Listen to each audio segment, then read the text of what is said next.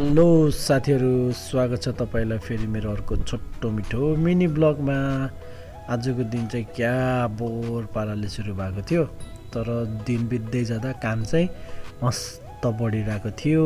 म चाहिँ अहिलेलाई हिँडेँ, हिजोको ओल्डिङ बाँकी थियो। म दाइलाई यहाँ ओल्डिङको सामान छोडिदिन आएको थिएँ, अनि दाइ चाहिँ त्यही हिँडिरहेको थियो, के काम रहेछ भनेर खोजिरहेको थियो कि त्यहाँको मान्छेसँग।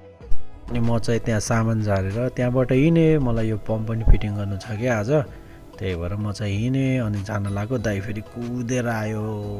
अनि ल भाइ मलाई पनि त्यहाँ लगेर छोडिदेऊ भन्नु है, किनकि त्यहाँ दाइ एक्लै थियो नि त ओल्डिङमा, एक्लैले हुँदैन ओल्डिङ गर्न। अनि मैले त्यो बङ्गलालाई सामान दिएर म चाहिँ यहाँबाट हिँडेँ, दाइलाई त्यहाँ छोडिदिन आएको। यिनीहरू चाहिँ यो निकाल्दै रहेछ कि, यो काम चाहिँ हेर्न रङ्ग लाग्छ, एकदम गाह्रो काम पनि हो, यो खतरा हुन्छ नि त। त्यसपछि म चाहिँ यो आर्ट सकेट लिएर रेडी सकेट बोकेर पम्प जोड्न हिँडेँ। अनि रेडी सकेट चाहिँ किन ल्याएको भन्दाखेरि यहाँ 32को पाइप छ क्या, अनि हाम्रो पम्प चाहिँ 50 mm को हो, यो पाइप चाहिँ 32 mm को नि त, त्यही भएर आर्ट सकेट युज गर्नुपर्छ। अनि मेरो काम चाहिँ यस्तै हुन्छ क्या धेरै जसो। यो चाहिँ मैले पम्प फिटिङ गर्दै आर्ट सकेट लगाएर अनि त्यसपछि पानी चेक गर्न गएको। पानी पनि ठिकै आएको रहेछ प्रेसर, किनकि सप्लाईमा छैन नि त, इनपुटमा 32 को छ अनि आउटपुट फेरि त्यो उस छ, त्यही भएर पुग्दैन नि त पानीको प्रेसर।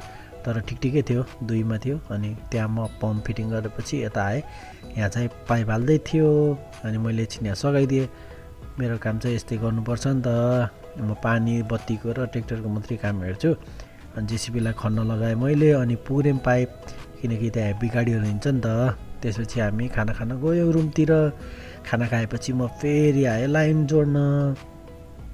अनि यो नयाँ ब्लक बन्दैछ नि त, यहाँ फेरि लाइन दिनुपर्छ काम गर्नेहरूलाई। अनि यो मैले चाहिँ यहाँ तार जोडेँ। तार जोडेपछि म तल लाइन चेक गर्न गएँ, लाइन आएको छ कि नै भनेर।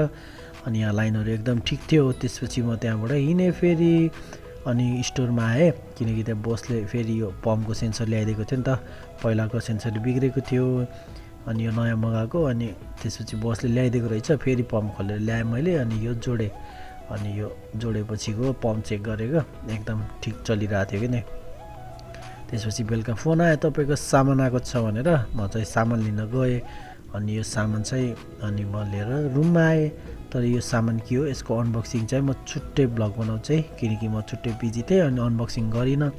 फेरि अर्को सर्ट भिडियो बनाएर हाल्छु है त।